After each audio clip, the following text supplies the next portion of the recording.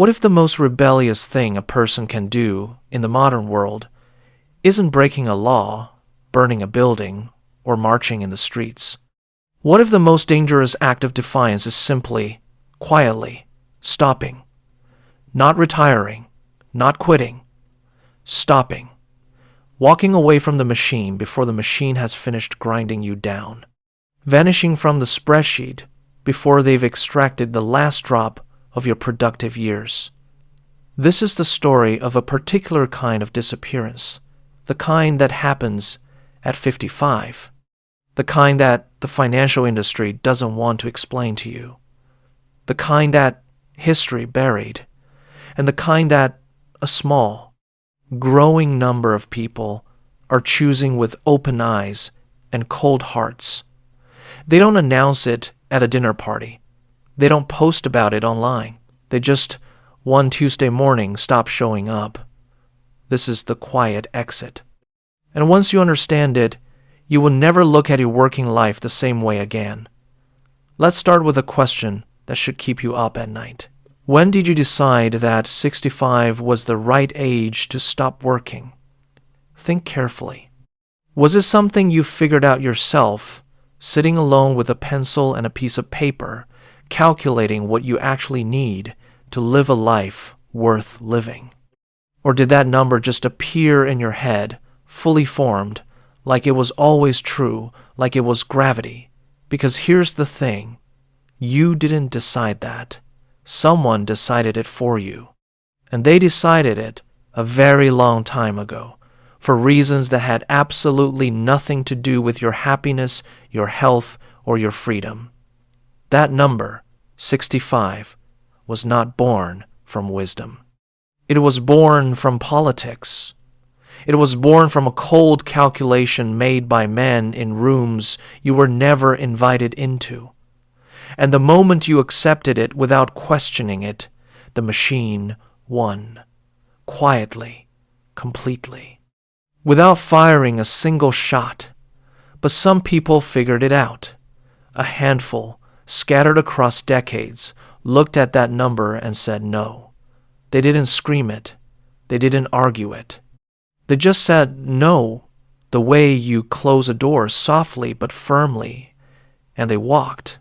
At 55, sometimes at 50, and they built lives on the other side of that door that the rest of us were never supposed to know about. This documentary is about those people, and about the system that was built, brick by brick, to make sure you never became one of them. To understand the trap, you have to understand what work actually is in the modern world. Not what your motivational poster says it is. Not what your LinkedIn profile claims it is. What it actually, functionally is. Work, in the structure we've inherited, is an arrangement. You rent your hours to someone else. You trade the irreplaceable raw material of your existence, which is time, for a number printed on a check every 2 weeks. And the system around that arrangement is built with extraordinary precision to ensure that the number on that check is always just large enough to keep you in the game, but never quite large enough to let you leave it. Think about the mechanics of modern life for a moment. The average person gets paid. Then the mortgage comes out. Then the car payment. Then the insurance premiums. Then the subscriptions, the utilities, the credit card minimums. By the time Tuesday arrives, most of the check is already gone. And Thursday is payday again, so you hold on. You hold on for Thursday. This is not an accident. This is architecture. The financial services industry, the housing market, the consumer credit industry, they do not operate in conflict with each other. They operate in concert.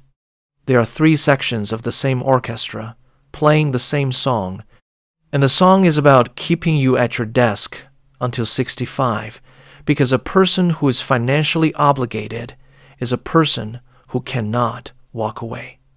A person who cannot walk away is predictable.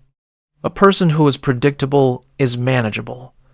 And a person who is manageable is, in the coldest possible language, an asset to the system and a cost to himself. Picture a man. We'll call him David. He is 54 years old. He sits in a beige office in a building he has driven to 5 days a week for 26 years. He is good at his job, not passionate about it, not destroyed by it. Just good at it. The way a key is good at opening a specific lock. Functional. Replaceable. David makes a comfortable income. He has a 4-bedroom house where 2 of the bedrooms are empty because his children left years ago. He has 2 cars because that is what the suburb requires. He has a retirement account that his financial advisor reviews with him once a year over a lunch that David pays for. And his financial advisor, every single year, draws a little line graph that ends at 65 and says, "We're on track, David. Just 11 more years. Just 11 more years." David drives home that evening. He microwaves something. He sits in a chair in front of a television. He is not unhappy in any dramatic, cinematic way. He's not staring into the void. He's just dimly aware, somewhere beneath the surface of his ordinary evening, that 11 years is 4,015 days, and that he cannot quite picture what he is living for between now and then. David is not a tragic figure. David is the norm. David is the majority. And the system that produced David was not built by villains twirling mustaches. It was built by history, slowly, deliberately. And it starts in a place most people would never think to look.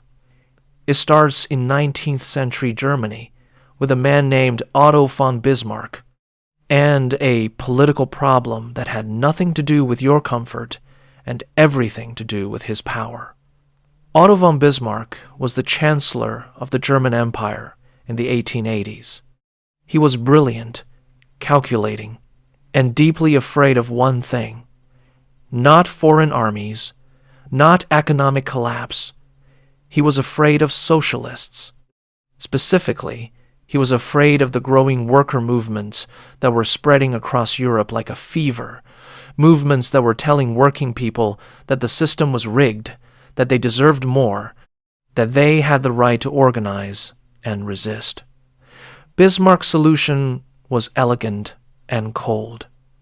If you cannot beat a radical idea, you swallow it. You give the workers just enough of what the socialists are promising, that the socialists lose their audience. In 1889, Bismarck introduced the world's first national old-age pension system. It covered German workers who reached the age of 70. Now understand what that number meant in 1889. The average life expectancy in Germany at that time was roughly 45 years. The system was designed, from its very first blueprint, to promise something that the overwhelming majority of people who paid into it would never live to collect. It was not a retirement plan. It was a political sedative. It was a way to make the working class feel that someone was looking out for them, while structurally ensuring that the benefit remained largely theoretical. The genius of it was in what it implied.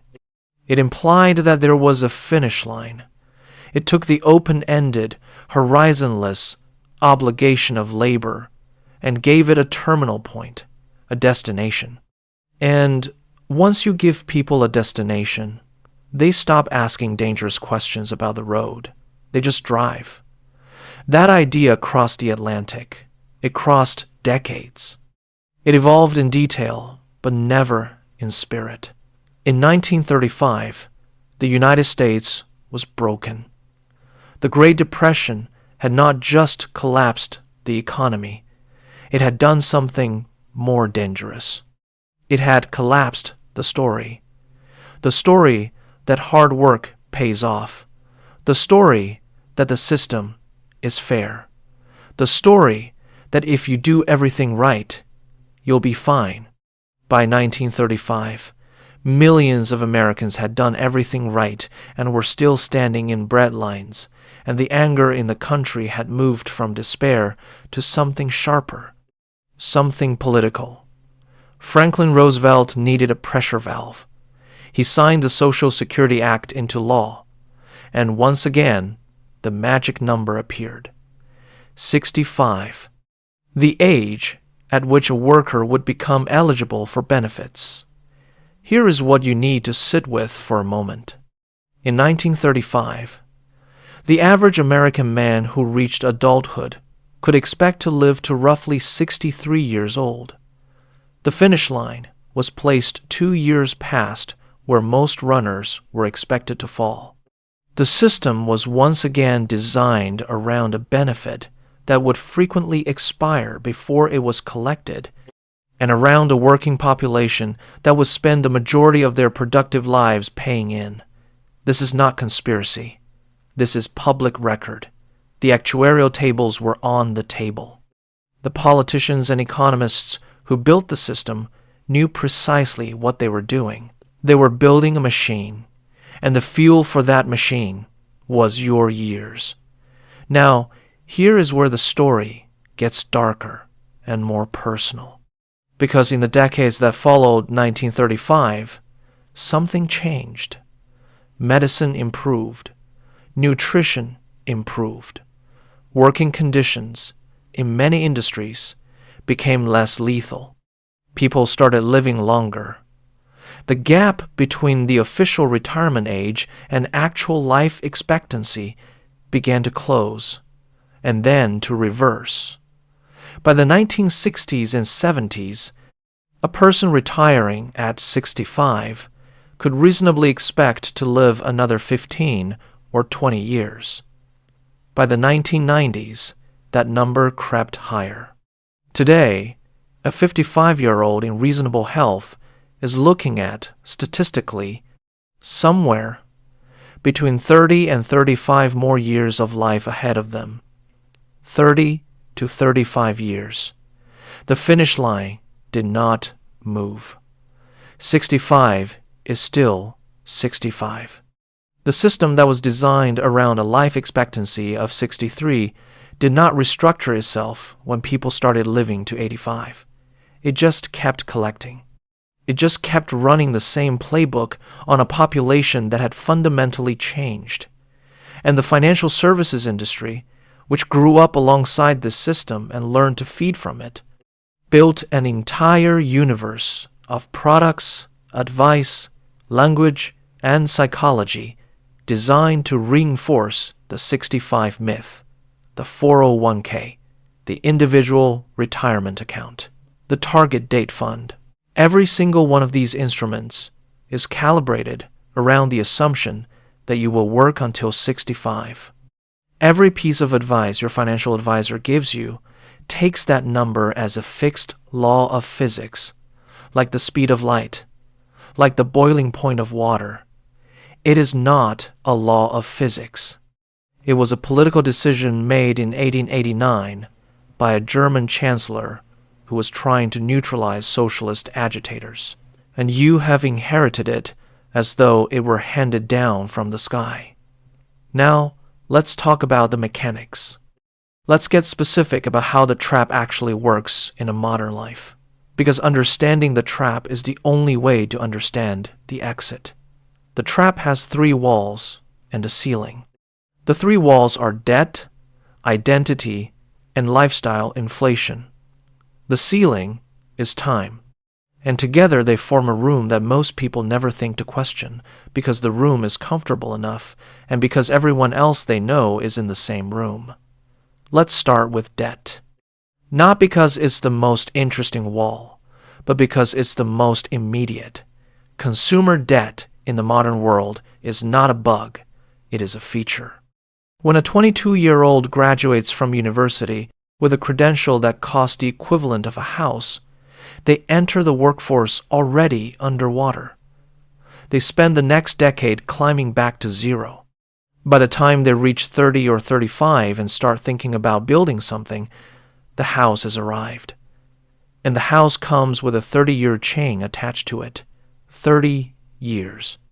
Think about what that word 30 means when you attach it to the word mortgage. It means that a decision you made about where to sleep at age 32 is still extracting money from you at 62.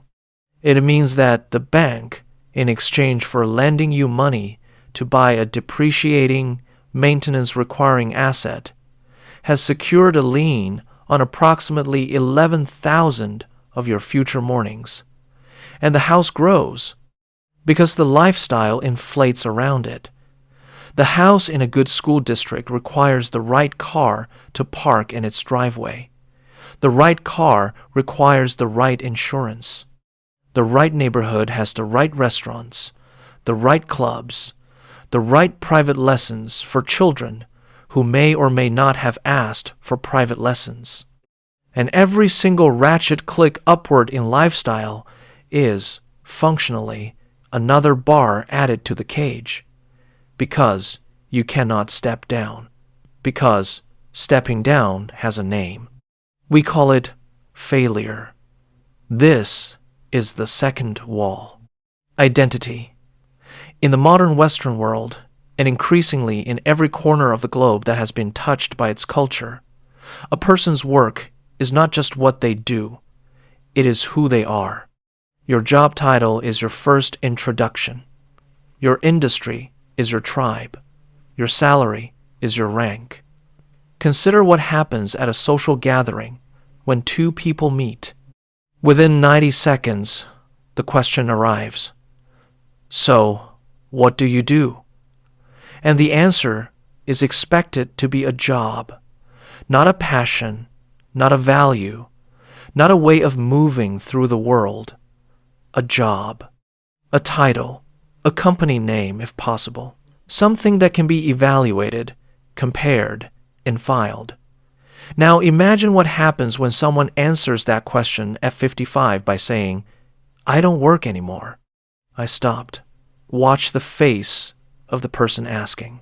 Watch the calculation happen behind their eyes, the confusion, the suspicion, the assumption that something must have gone wrong, that they were let go, that they failed somehow.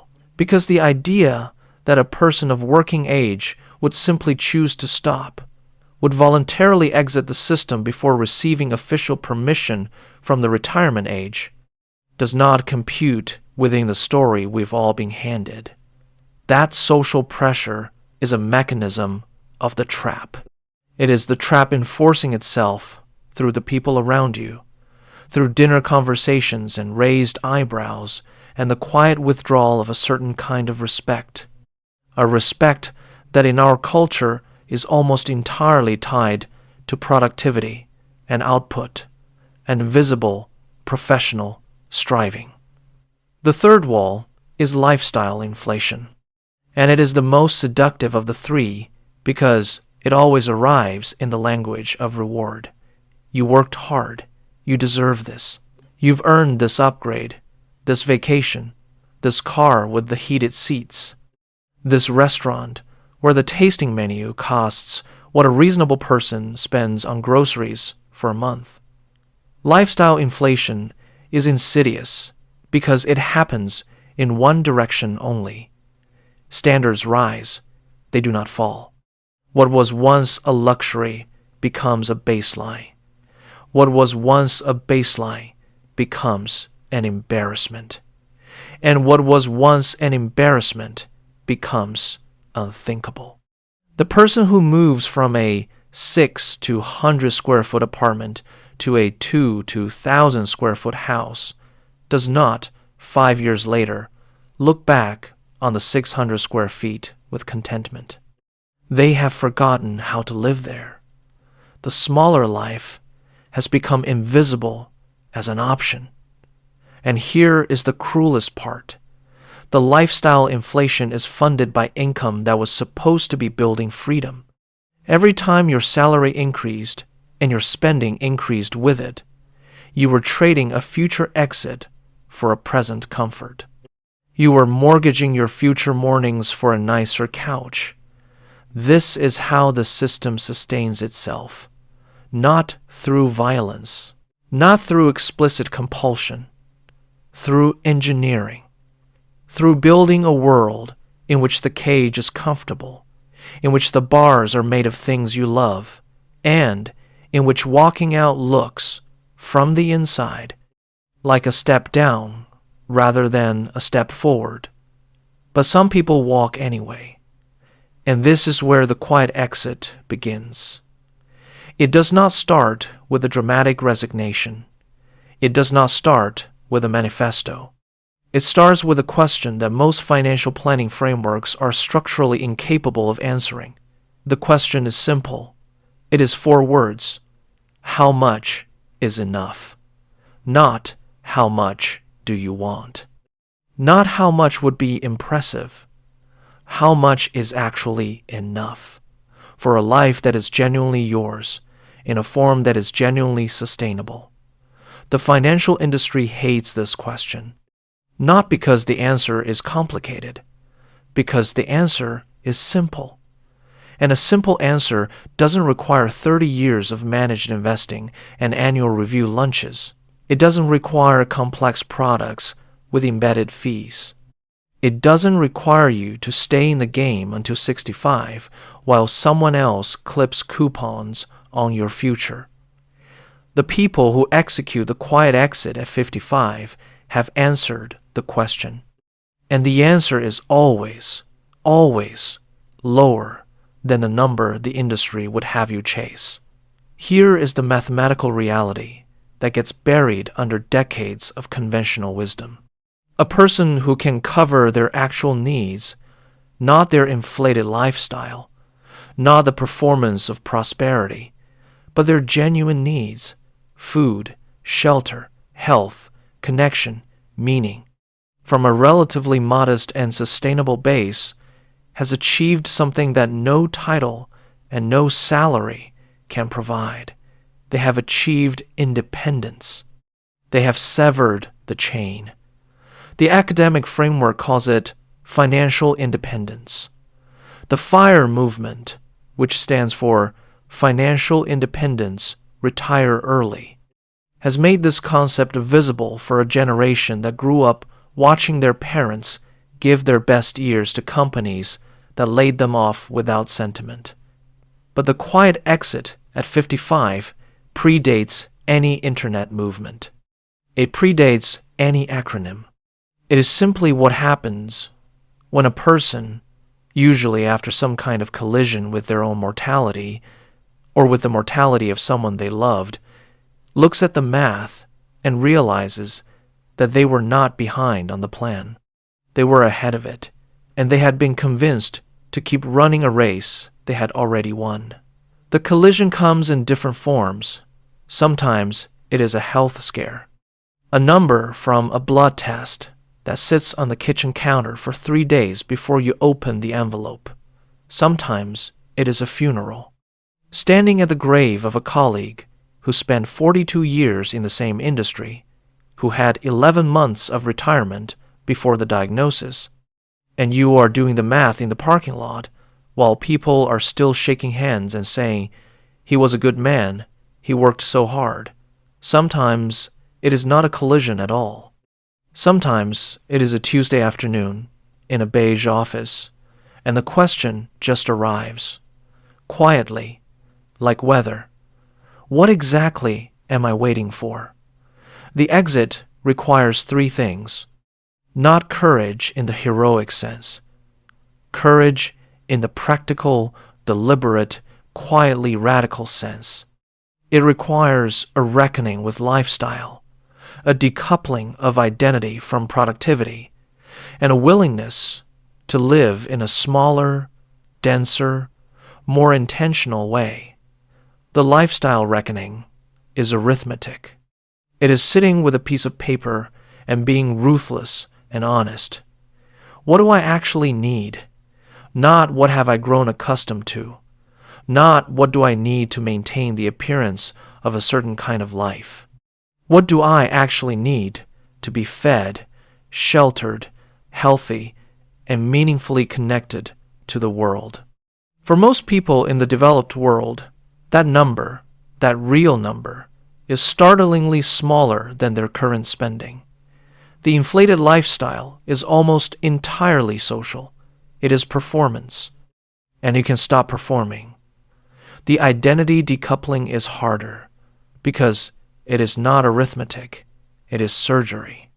It requires cutting out a story that has been growing inside you since you were old enough to be asked what you want to be when you grow up.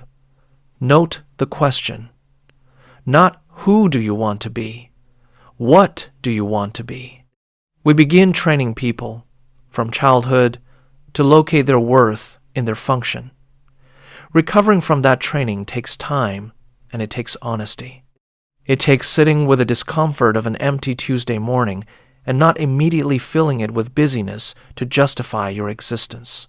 It takes learning, sometimes slowly and sometimes painfully, that you are not what you produce. That a day spent walking by a river, or reading, or cooking a meal from scratch, or sitting with a friend who needs company is not a wasted day. That it is, in fact, the point. That it was always the point. The smaller, denser, more intentional life looks different for everyone who chooses it.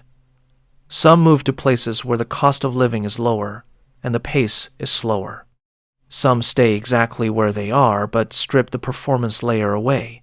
The cars, the memberships, the things that were always about signal rather than satisfaction. Some find that the hours they now have for cooking, for walking, for sleeping, for genuine conversation replace entirely the things they were spending money on to compensate for the hours they didn't have. This is the quiet exit. It is not glamorous in the way the financial industry sells you a future. There is no glossy photograph of a silver-haired couple on a yacht. It is, instead, a Tuesday morning that belongs entirely to you.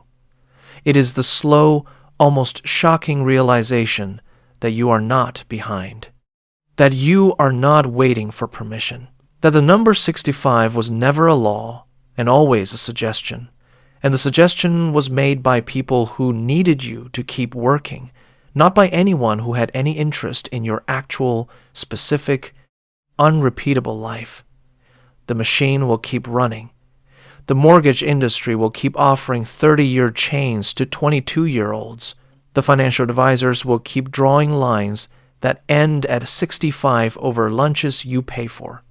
The beige offices will keep filling with people who are waiting for 11 more years, and then 10, and then 9, but some will stop. Some will do the math on a Tuesday afternoon, will write the real number down, will look at it for a long time, and will quietly, without drama, without announcement, without permission, close the door. Not because they gave up, but because they finally woke up. And the most extraordinary part of this quiet exit, the detail that the system has never quite figured out how to neutralize, is that the people on the other side of that door almost never want to come back. Not because the work was terrible, though sometimes it was, but because what they found on the other side, which was simply their own time, their own mornings, their own unregimented existence, turned out to be the thing they had been working toward all along, without ever quite knowing it. The trap is real. The history is documented. The mechanics are visible once you know where to look. And the exit has always been there, waiting quietly for anyone willing to ask 4 honest words. How much is enough?